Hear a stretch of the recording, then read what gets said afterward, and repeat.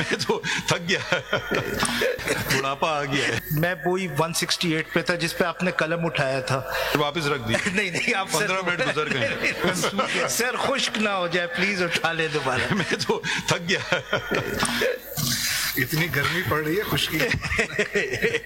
Sir आप ये ना कहें कि आप थक गए, आप नहीं थकते और लोग थक सकते। बुढ़ापा आ गया है। नहीं sir 168 sir ji.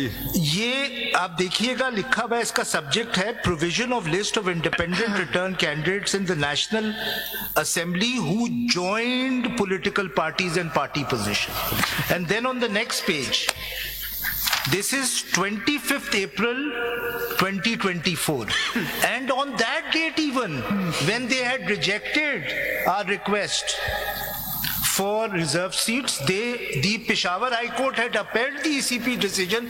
They issued this notification recognizing us as a party. They didn't even correct it at that stage, and they have never raised this objection.